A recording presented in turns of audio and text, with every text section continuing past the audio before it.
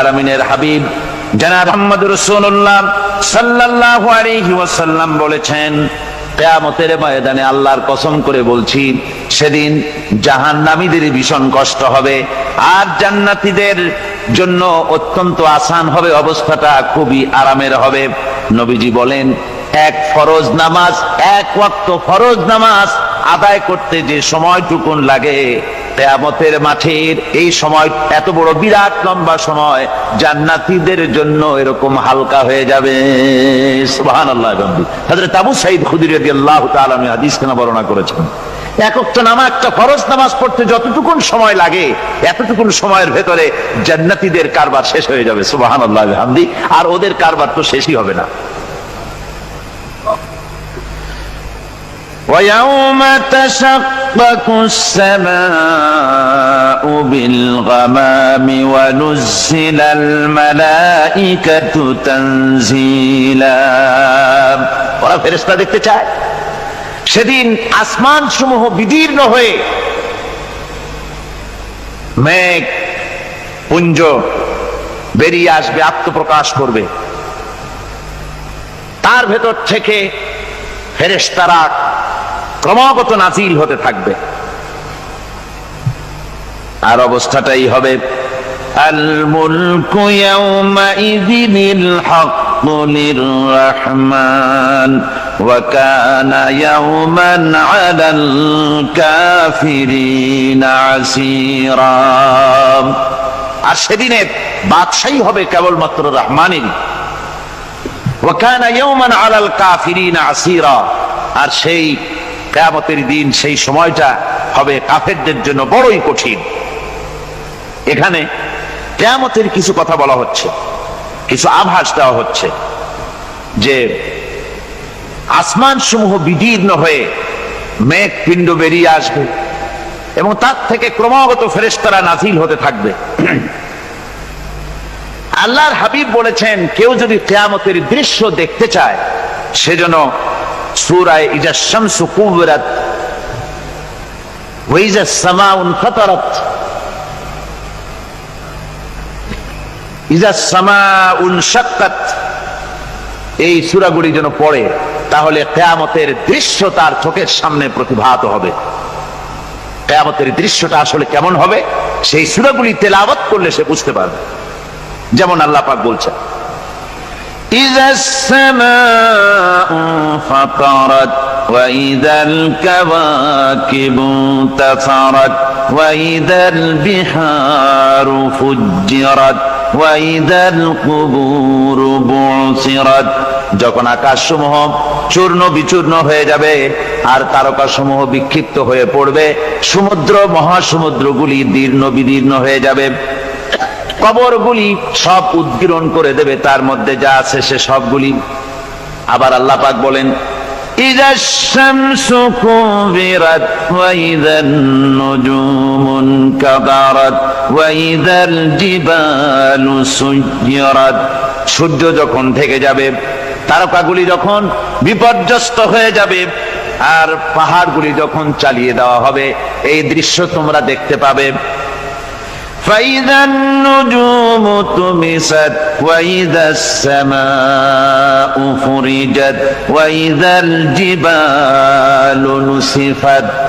সেদিন অবস্থা এমন হবে, সমস্ত তারকাগুলি স্তিমিত হয়ে যাবে আর আকাশসমূহ দীর্ণ বিদীর্ণ হয়ে যাবে। আর দেখতে পাবে পাহাড়গুলি, সমস্ত পাহাড়গুলিকে উড়িয়ে দেওয়া হবে। আবার অবস্থা আরো কি হবে, فإذا برق البصر وخسف القمر وجمع الشمس والقمر। যখন চক্ষু বিস্ফারিত হয়ে যাবে মানুষের, চাঁদ আর সূর্য নিষ্প্রভ হয়ে যাবে, সব একাকার হয়ে যাবে, চন্দ্র এবং সূর্য তার অস্তিত্বকে হারিয়ে ফেলবে। শুধু তাই নয়, ওয়াহুমিলাতিল আরদু ওয়াল জিবালু ফাদুক্কাতা দাক্কাতাও ওয়াহিদা। জমিন ও পাহাড়গুলির মধ্যে সংঘর্ষ লাগিয়ে দেওয়া হবে আর তা এক ধাক্কায় জমিন এবং সমস্ত পাহাড়গুলি চূর্ণ বিচূর্ণ হয়ে যাবে। সুবহানাল্লাহি ওয়া বিহামদিহি। আল্লাহ রাব্বুল আলামিন বলছেন, এইভাবে করে কিয়ামতের দৃশ্য, বিভীষিকাময় দৃশ্য তোমরা দেখতে পাবে। আর সেদিনের রাজত্বটা কার হবে? আল মুলকু ইয়াউমাইযিনিল হাক্কু লির-রাহমান। সেদিনের রাজত্ব হবে কেবলমাত্র রহমানের। অর্থাৎ যেসব কৃত্রিম বাদশাহী দেখে তোমাদের চোখে ধাঁধা লেগে গিয়েছে, তোমাদেরকে দুনিয়ার বাদশাহী দেখে তোমরা ধোঁকায় পড়ে গিয়েছো, এসব বাদশাহী কিছুই টিকবে না সেদিন। সেদিন শুধু বাদশাহী থাকবে একমাত্র আল্লাহ পাকের। কার থাকবে বাদশাহী? যারা বলেন কার? আল্লাহ রাব্বুল আলামিন যখন কিছুই থাকবে না ঘোষণা করবেন লিমানিল মুলকুল ইয়াউম লিল্লাহিল ওয়াহিদুল কাহ্হার। আজকে কার রাজত্ব? চারিদিক থেকে আওয়াজ আসতে থাকবে, পরাক্রমশালী আল্লাহ রাব্বুল আলামিনের রাজত্ব। আর কারণ নয়, হাদিস শরীফে এসেছে, বুখারী মুসলিম শরীফের হাদিসে এসেছে, আল্লাহর নবী বলেন আল্লাহ রাব্বুল আলামিন তখন তার এক হাতে আকাশ মণ্ডলীকে ধারণ করবেন, আর এক হাতে জমিনকে ধারণ করবেন। আকাশ মণ্ডলী এক হাতে, জমিন এক হাতে। এভাবে আল্লাহ রাব্বুল আলামিন বলবেন আইনাল জাব্বারুন আইনাল মুতাকাব্বিরুন। কোথায় সেই স্বৈরাচারীরা? কোথায় সেই দুর্বিনীত অহংকারী স্বৈরাচার যারা আমার জমিনের উপরে, আমার মানুষের উপরে রাজত্ব চালিয়েছে? তারা আজকে কোথায়? কোথায় সেই অহংকারীরা? আল্লাহ পাক সেদিন যে বলবেন, সেদিন তো বলবেন, কিন্তু দুনিয়ার মাঝেও স্বৈরাচার যারা, অহংকারী যারা, তাদের শাস্তি পৃথিবীর বুকেও দেন। আর সেদিন তো দিবেনই। কত স্বৈরাচার আমরা দেখলাম, কত অহংকারী দেখলাম, যাদের তর্জনী হেননে লক্ষ কোটি কোটি মানুষ উঠতো আর বসতো। তাদের জিল্লাতির সঙ্গে আল্লাহ রাব্বুল আলামিন কতজনকে বিদায় করে দিলেন। ফুলের মালা নিয়ে কুলাতে পারে নাই, পা থেকে শুরু করে গলা পর্যন্ত ফুলের মালা দিয়া ডুবাই দিল ভক্তরা। আবার আল্লাহ রাব্বুল আলামিন এমন শাস্তি দিলেন, ফুলের মালার পরিবর্তে জুতার মালা নিয়ে জেলের মধ্যে ঢুকাইয়া দিলেন। ঠিক কিনা গণ? অহংকারী আর স্বৈরাচার যারা হয়, আল্লাহ পাক এভাবে তাদের দৃষ্টান্ত দেখিয়ে দেন। আমরা কত দেখলাম, 9 বছরের রাজা, 10 বছরের সাজা। পৃথিবীর মুখে যারা অহংকার করে, যারা স্বৈরাচার হয়, আল্লাহর আইনকে যারা বৃদ্ধাঙ্গুষ্টি প্রদর্শন করে, আল্লাহ পাক তাদের জমিনেও দেখান। এখানে চূড়ান্ত ফয়সালা আল্লাহ করেন না, আসল ফয়সালার জায়গা তো আছেই, তবে এখানে নমুনা দেখায় দেন। কিন্তু মুশকিল হচ্ছে, ইতিহাসের সবচাইতে বড় শিক্ষা হলো ইতিহাস থেকে মানুষেরা শিক্ষা গ্রহণ করে না। একজনে যে কাম করে বিপদে পড়ে, আর একজন এসে আবার সেই পথেই অগ্রসর হয়, নিশ্চিত মৃত্যুর পথে। আমার বন্ধুগণ, আল্লাহ পাক বলছেন সেই দিন আমার রাজত্ব হবে, আর কারো রাজত্ব হবে না। ওয়াকানা ইয়াওমান আলাল কাফিরিনা আসীরা। আর ওই দিনটা, ওই কিয়ামতের দিন হবে কাফেরদের জন্য সবচাইতে কঠিন। সবচাইতে কঠিন হবে কাদের জন্য? কাফেরদের জন্য। কাফের কারা? কাফের হচ্ছে তারা যারা নাকি আল্লাহর আইনকে অস্বীকার করেছে, আল্লাহকে অস্বীকার করেছে, আল্লাহর আইনকে অস্বীকার করেছে। ওরা কি? কাফের। কুফর শব্দের অর্থ হচ্ছে গোপন করা। এই জন্য অন্ধকার রাতকে আরবিতে কাফের বলা হয়েছে, অর্থাৎ যা সব জিনিসকে অন্ধকার দিয়ে ঢেকে দেয়। তো কুফর হচ্ছে সেই জিনিস যা মহাসত্যকে ঢেকে দেয়, সত্যকে, মহাসত্যকে ঢেকে দেয় যে জিনিস, সেটাকে কুফর বলা হয়। আর এই কাফের অন্ধকারে ঘুরে মরে, সে কোন আলোর খোঁজ পায় না। আল্লাহ রাব্বুল আলামিন বলেন, কাফেরদের কথা এখন শোনাচ্ছেন আল্লাহ পাক, ওয়াল্লাযীনা কাফারু আউলিয়াউহুমুত তাগুতু ইউখরিজুনাহুম মিনান নূরি ইলাজ যুলুমাত। যারা কাফের, যারা কুফরি অবলম্বন করেছে, তাদের সাহায্যকারী আর পৃষ্ঠপোষক হচ্ছে তাগুত। তাগুত বলা হয় সেই শক্তিকে যে শক্তি শুধু নিজেই আল্লাহর আইন অমান্য করে বসে থাকে না, বরং অন্যদেরকেও আল্লাহর আইন অমান্য করতে বাধ্য করে। ওদেরকে আরবিতে কি বলা হয়? তাগুত বলা হয়। আর এই তাগুতি শক্তি, এই তাগুত হয় তার সাহায্যকারী, যা তাকে আলো থেকে টেনে অন্ধকারের ভেতরে নিয়ে যায়।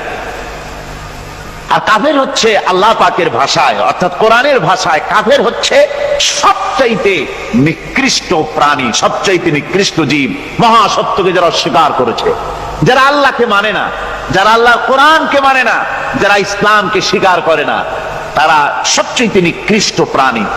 আল্লাহ রাব্বুল আলামিন বলেন, ইন্না শাররাদ দাওয়াবি ইনদাল্লাহিল্লাযীনা কাফারু ফাহুম লা ইউমিনুন।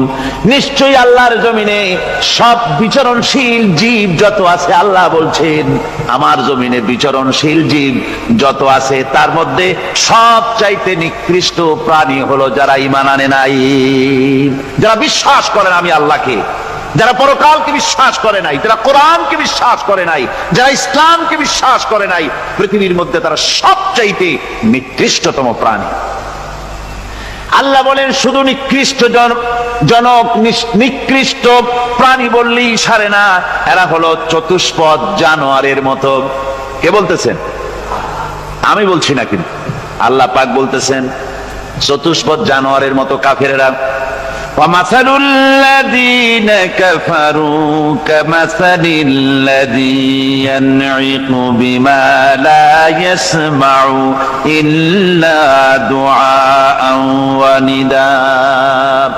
এই কাফেরদের দৃষ্টান্ত হচ্ছে সেই রাখালের মতো, যে রাখাল তার পশুদেরকে ডাকে, আর ওই পশুরা একটা ডাক শোনে মাত্র, কিন্তু কি যে বলে তা তো পশুতে বোঝেন। কথা বুঝতে পেরেছে? সুম্মুন বুকুমুন উমিয়ুন ফাহুম লা ইয়াকিলুন। এরা বোবা, এরা বধির, এরা অন্ধ, এ কারণেই কোনো কথা বোঝে না। এরা চতুষ্পদ জানোয়ারের চাইতেও নিকৃষ্ট। যাদেরকে আমি আল্লাহ বলেন, যাদেরকে আমি চোখ দিলাম, চোখ থাকতে হক দেখলো না, সব দেখলো। হক দেখে নাই চোখ দিয়া, এই চোখ দিয়া সব দেখলো। নারীর সৌন্দর্য উপভোগ করলো, আর নারীর অঙ্গ প্রত্যঙ্গ নিয়ে নানা ধরনের গল্প লিখলো, কবিতা লিখলো, কিন্তু এই সৌন্দর্য যিনি দিলেন তারেও চিনল না। আছে না কত কবি আমাদের দেশে? আমার দেশের সেই কবি জাতীয় পুরস্কার পায় যে কবি নারীর বিশেষ বিশেষ অঙ্গ নিয়ে বেশি করে নির্লজ্জ কবিতা লিখতে পারে, ওই হলো সবচেয়ে বড় কবি। আমার বন্ধুগণ, একজন বুজুর্গ ব্যক্তি তিনি পথ দিয়ে যাচ্ছিলেন, তো সে পথে এক সুন্দরী যুবতী মেয়েকে দেখে সেই যুবতী মেয়ের দিকে এই বুজুর্গ ব্যক্তি এক নজরে তাকায় আছে। তখন এই ঘটনাটাকে কবি এভাবে লিখতেছেন সাজায়, একদা সুখদায়ক প্রমোদা বদন দর্শন করিব ঝরিল নয়ন, হেসে কহে সে রূপসী সবিস্ময় মন, কহ দেখি মহাশয় কহ কি কারণ, বিষয় বিরাগী তুমি ভুবনে প্রচার, কি হেতু জন্মিল তব মানস বিকার, সামান্য ললনা রূপ করি দর্শন, উচিত না হয় তব অশ্রু বরিশন। বুজুর্গ ব্যক্তি ওই মহিলার দিকে তাকিয়ে তাকিয়ে কাঁদতেছেন। সুন্দরী মহিলা বলেন, আল্লাহর বুজুর্গ বান্দা, আপনি এলাকার ভিতরে বুজুর্গ এবং পীর হিসাবে, বুজুর্গ ব্যক্তি হিসাবে আপনি বিখ্যাত। আজকে আমাকে এখানে দেখে আপনি আমার দিকে তাকায় আমার রূপ উপভোগ করতেছেন আর কাঁদতেছেন। আপনার মতো সংসার বিরাগী মানুষ আমার মতো একটা সুন্দরী মেয়েকে দেখে ভাবে কাঁদা ঠিক না। বুজুর্গ ব্যক্তি বলছেন, হেসে কহিলাম বালে করহ শ্রবণ, নেত্র ঝরে তবু হেতু ভেব না এমন, যে শিল্পী রচিল ওই সুধাংশু বদন, তাহার তরে ঝরে নেত্র নয়নে জীবন। আল্লাহর বান্দি, আমি তোমাকে দেখি কান্দি না, আমার চোখে পানি বেরিয়ে গেছে। তোমারে দেখে আমি মনে মনে ভাবলাম, এত সুন্দর করে যিনি মানুষ বানিয়েছেন, না জানি ওই আল্লাহ রব্বুল আলামিন কত বড় সুন্দর। আমার ভাইরা, সুতরাং চোখ থাকতে ওরা আল্লাহ রাব্বুল আলামিনের কুদরত ওরা দেখে নাই, কান থাকতে কোরআনের আওয়াজ ওদের কানের মধ্যে ঢোকে নাই, বিবেক থাকতে আল্লাহর দ্বীনকে বুঝতে পারে নাই, চিন্তা করতে পারে নাই। আল্লাহ রাব্বুল আলামিন বলেন, উলাইকা কাল্লানাম, এরা হলো চতুষ্পদ জানোয়ার, বালহুম আদাল, শুধু জানোয়ার না, জানোয়ারের চাইতেও নিকৃষ্ট। এমনই জানোয়ার, আল্লাহ বলেন শুধু জানোয়ার না, জানোয়ারের মতো শুধু খায় জনমের মতো। والذين كفروا يتمتعون ويأكلون كما تأكل الأنعام। এই কাফেরগুলির কাম শুধু ফুর্তি করা, গান বাজনা, নাটক, গল্প, এই সব কাজ তাদের। নামাজ নাই, রোজা নাই, আল্লাহর চিন্তা নাই, তাহাজ্জুদ নাই, পরহেজগারি নাই, শুধু গান আর নাচ। দেখেন না ফুর্তি। এই যে 1 জানুয়ারি রাত 12টার সময় আমার ঘুম ভেঙে গেল, এই যেখানে আমি ছিলাম, বিকট আওয়াজ। আমি মনে করলাম পাশের বাড়ি বুঝি ডাকাত পড়ছে। পরে বাড়িওয়ালা আমাকে বললেন যে ডাকাত না, বোধহয় এই নিউ ইয়ার সেলিব্রেট হচ্ছে, নতুন বৎসর উদযাপন হচ্ছে বোমা দিয়ে, শহরবাসীর আরামের ঘুম হারাম করে এগুলি করা হচ্ছে। এ তো গেল 1 জানুয়ারি। আর যখন আমাদের নিজেরটা যখন আসে, অর্থাৎ 1 বৈশাখ, তখন দেখছেন অবস্থা 1 বৈশাখে। এবছর আমাদের দেশে 1 বৈশাখে ঢাকায় যে দৃশ্য আমি টিভির মধ্যে দেখলাম, তাতে আমার মনে হয়নি যে 12 কোটি মুসলমানের দেশে রাজধানীতে এই দৃশ্য হচ্ছে। আমার মনে হচ্ছিল এটা বুঝি কলকাতা অথবা অন্য কোনো শহর হবে। আমি দেখলাম সমস্ত যুবক যুবতী, নারী পুরুষ, বিভিন্ন বয়সের লোক সব একসঙ্গে রাস্তায় নেমেছে, নাচতেছে। তার মধ্যে বুদ্ধিজীবী আছে, শিক্ষিত লোক আছে, সমানে নাচতেছে। আর তাদের মুখোশ পরা, বানরের মুখোশ, কুকুরের মুখোশ, শূকরের মুখোশ, ঘোড়ার মুখোশ, পাপী শিয়ালের মুখোশ, এই মুখোশ পরে এভাবে নাচতেছে। আমি চিন্তা করলাম, নববর্ষের সাথে কুত্তার মুখোশের সম্পর্ক কি? নববর্ষের সাথে পাপী শৃগালের মুখোশের সম্পর্ক কি? তাহলে ওরা কি বলতে চায় যে আগামী বছরটা আমরা কুত্তার ভূমিকায় অ্যাক্টিং করব, অথবা শৃগালের মতো ধূর্তামি করব জাতির সাথে? তারপরে কি করলো? সকাল বেলায় যুবক যুবতী 1 বৈশাখ সূর্য উদয়ের আগে রমনা লেকের পাড়ি গিয়ে সব দাঁড়িয়েছে বাসন্তী রঙের শাড়ি পরে। তারপরে সেখানে দাঁড়িয়ে সূর্য উদয়ের পানে তাকিয়ে সকাল বেলায় ভাবে করজোর করে বলছে, এসো হে নববৈশাখ স্বাগতম হে। নববৈশাখ অলক্ষে বোধহয় এটা শুনে বলতেছে, বাবাজিরা আমারে ডাকতেছো, অপেক্ষা করো, আমি আসতেছি।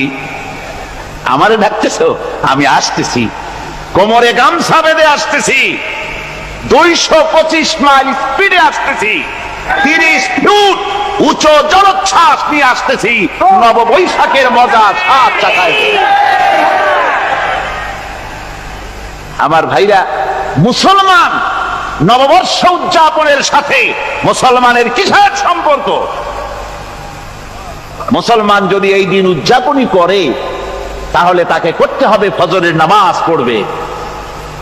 মুসলমান নববর্ষ উদযাপন করবে, ফজরের নামাজ পড়বে, তারপরে কোরআন শরীফ তেলাওয়াত করবে, দরুদ শরীফ পড়বে, আল্লাহর দরবারে হাত তুলে বলবে, রব্বুনা রাব্বিন, 31 বছর পার করে দিলাম, নাফরমানি ছাড়া কিছুই তো করি নাই, বিগত বছরে যা করেছি মাফ করে দাও, আগামী বছরটা গোটা জাতি আর দেশের জন্য কল্যাণকর মঙ্গলময় করে দাও।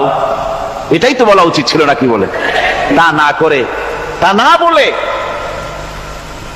বৈশাখের পরিচালককে না দেখে সরাসরি বৈশাখকে আহ্বান করা হয়েছে, আর বৈশাখ আহ্বান করার মজা জনমের মতো দেখাই দিয়েছে। আল্লাহ রাব্বুল আলামিন তাই বলেন, কাফেররা তাদের কাজ হলো শুধু খাওয়া, তারা এমন খাওয়া খায় জনমের মতো খায়।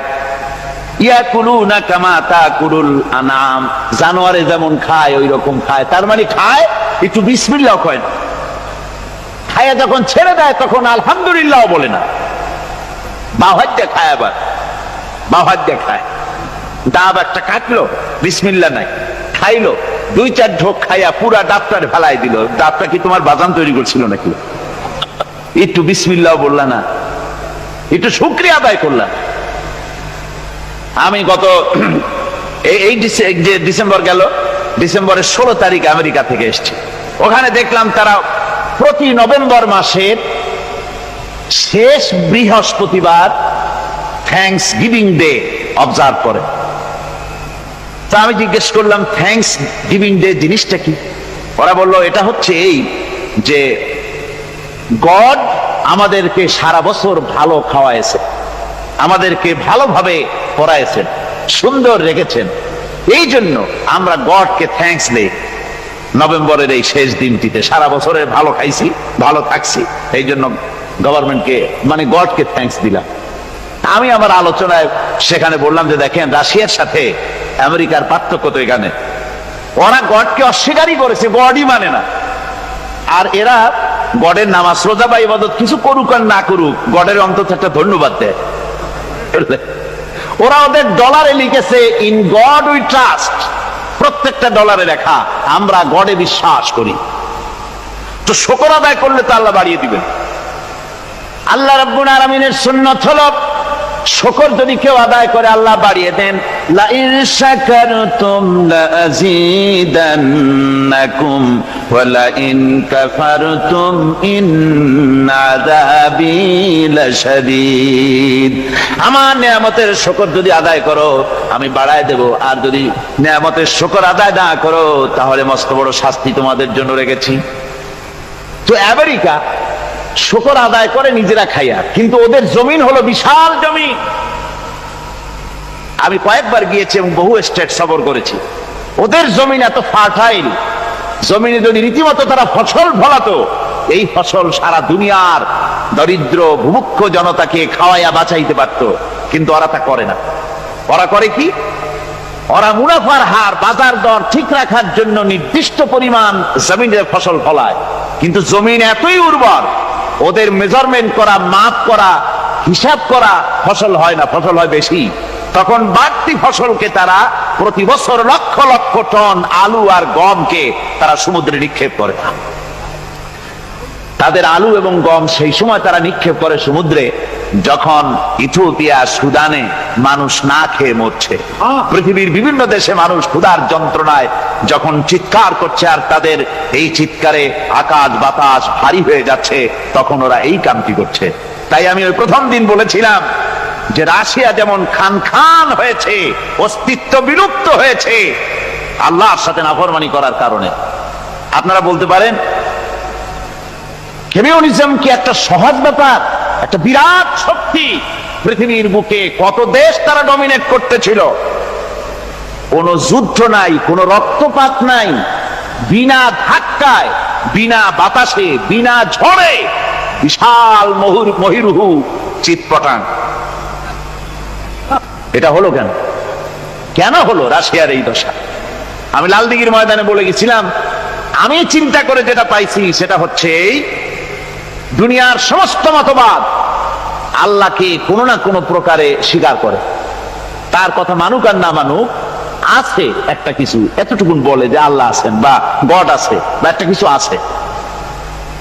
কমিউনিজম, সমাজতন্ত্র হলো পৃথিবীর একমাত্র নিকৃষ্ট মতবাদ, যে মতবাদ সরাসরি আল্লাহকে অস্বীকার করেছে, বলেছে আল্লাহ নাই, দেয়ার ইজ নো গড। তারা ধর্মকে আফিম বলেছে। আল্লাহ পাক তাই কোন যুদ্ধ ছাড়া, কোন মারামারি ছাড়া, কোন রক্তপাত ছাড়া এই বিশাল শক্তিকে উৎকারে উড়িয়ে দিলেন, তুলার মতো হয়ে। গোটা রাশিয়া তুলার মতো হয়ে, পেঁজা তুলা, ধোনা তুলার মতো হয়ে সব উড়ে চলে গিয়েছে। অস্তিত্ব বিলুপ্ত হয়ে গিয়েছে। কিন্তু আমাদের দেশের খুচরা কমিউনিস্টরা এখনো স্বপ্ন দেখে। ওই যে কালকে বলেছি, তারা বলে কলমের খোসা এটা এখনো নষ্ট করা যাবে না, এটা এখনো চালু করা হবে। এখনো চীনে আছে, এখনো কিউবায় আছে। ওই কিউবা থেকে, চীন থেকে ফিদেল কাস্ট্রোর একটু আওয়াজ শোনে, চীন থেকে মিস্টার ব্যাং না কি জানি না, ব্যাং এর আওয়াজ শোনে, আর তাই মনে করে এ বুঝি সমাজতন্ত্রের বিজয়ের গান। না, চীন থেকে আর কিউবা থেকে যে আওয়াজ আজকে উঠতেছে, এই আওয়াজ সমাজতন্ত্রের বিজয়ের আওয়াজ নয়, এটা হলো সমাজতন্ত্রের মরণ যন্ত্রণার গোঙানির আওয়াজ। কাজী এরা দুনিয়ার বুকে শুধু আনন্দ এবং ফুর্তি করে, আল্লাহর হককে, আল্লাহকে চিনতে তারা ব্যর্থ হয়েছে। আল্লাহ রাব্বুল আলামিন বলেন, অবিশ্বাসীদের কৃতকর্ম, তাদের কাজগুলি, তাদের কর্মফল সব নিষ্ফল হয়ে যাবে। ওয়াল্লাযীনা কাফারু আ'মালুহুম কাসারাবিন বিকিআতিন ইয়াহসাবুহুল যামআনু মা। আল্লাহ পাক বলেন, কাফের যারা, অবিশ্বাসী যারা, যারা আমাকে অস্বীকার করেছে, অবিশ্বাস করেছে, তাদের আমলগুলি হলো মরুভূমির মধ্যে মরীচিকার মতো। মরুভূমির মরীচিকা, মানুষ যখন মরুভূমির ভিতর দিয়ে যায়, পানির পিপাসা লাগে, দূরে দেখে পানি চিকচিক করতেছে, আর ওই মরীচিকা যেটাকে সে পানি মনে করেছিল, হাত্তা ইযা জাআহু লাম ইয়াজিদহু শাইআ, যেটাকে সে পানি মনে করে ছুটতেছিল, যখন কাছে গেল, আল্লাহ পাক বলেন কিছুই সেখানে পায় না, শুধু মরীচিকা, বালু আর বালু। এরকম করে যারা আমার দিনকে অস্বীকার করেছে, আমাকে অস্বীকার করেছে, তারা যত ভালো কাজ করুক আর যাই করুক না কেন, তাদের কৃত কর্মগুলি এভাবে সব নিষ্ফল। এ হলো এক কথা। 2 নম্বরের কথা হলো, ওরা মনে করেছিল সমাজতন্ত্র শান্তি দেবে, কমিউনিজম শান্তি দেবে, সোশ্যালিজম শান্তি দেবে, ক্যাপিটালিজম শান্তি দেবে। এই শান্তির চিন্তা করে অগণিত মানুষকে হত্যা করে সমাজতন্ত্রের রাজত্ব যখন কায়েম করলো, 70 বছরও চলে গেল, তারপরে তারা দেখলো হাত্তা ইযা জাআহু লাম ইয়াজিদহু শাইআ, কিচ্ছুই পেল না। তারা ক্ষুধার যন্ত্রণায় মরলো, কাপড় নাই, খাবার নাই। তারা ওই রাশিয়া থেকে, চেকোস্লোভাকিয়া থেকে, যুগোস্লাভিয়া দিয়া, রোমানিয়া থেকে, হাঙ্গেরি এবং পোল্যান্ড আর মঙ্গোলিয়া থেকে, সেখানে সমাজতন্ত্র তাড়াতে আমরা যাই নাই। আমরা সেখানে সমাজতন্ত্রের বিরুদ্ধে তাফসীর করি নাই, ব্যাখ্যা করি নাই, বক্তব্য রাখি নাই। ওই সব দেশ থেকে সমাজতন্ত্র তাড়াইছে কে? কারা তাড়িয়েছে? না না, ওরা নিজেরাই, সেই দেশের জনগণই এটাকে উৎখাত করেছে তাদের জমিন থেকে। আল্লাহ পাক বলছেন, যারা আমার দিনকে, আমার বিধানকে যারা অস্বীকার করবে, তারা এই অস্বীকারী অবস্থায় যদি মৌত হয়, আমার সমাজতন্ত্রী কোনো ভাই যদি এ মাহফিলে থাকেন, কমিউনিস্ট কোনো ভাই যদি এ মাহফিলে থাকেন, তাহলে শুনুন আল্লাহ কি বলতেছেন। আল্লাহ দিনকে, আল্লাহর কোরআন পূর্ণাঙ্গ জীবন বিধান, অর্থনীতি আছে, সমাজনীতি আছে, রাজনীতি আছে, কথা যারা বিশ্বাস করে না, কোরআনকে শুধুমাত্র নামাজ, রোজা, হজ, যাকাত আর বেহেশত দোজখ যারা মনে করে, জীবন ব্যবস্থা মনে করে না, এই অবস্থায় যদি মারা যায়, আল্লাহ রাব্বুল আলামিন বলেন, ইন্নাল্লাযীনা কাফারু ওয়া মাতু ওয়া হুম কুফফারুন উলাইকা আলাইহিম লানাতুল্লাহি ওয়াল মালাইকাতি ওয়ান নাসি আজমাইন। আল্লাহ রাব্বুল আলামিন বলেন, আমাকে অস্বীকার করার অবস্থায়, আমার দ্বীনকে, বিধানকে অস্বীকার করার অবস্থায় যদি মৌত হয়ে যায়, তাহলে আল্লাহ, ফেরেশতা এবং তাম পৃথিবীবাসীর অভিসম্পদ তার উপরে হতে থাকে, লানত হতে থাকে। খালিদিনা ফিহা লা ইউখাফফাফু আনহুমুল আযাবু ওয়া লা হুম ইউনজারুন। এই অভিসম্পদ অবস্থায় তারা সব সময় লিপ্ত থাকবে, না তাদের আযাবকে কমায় দেওয়া হবে, আর না তাদের কোন রকম অবকাশ দেওয়া হবে। এখন আরো মজবুত কথা।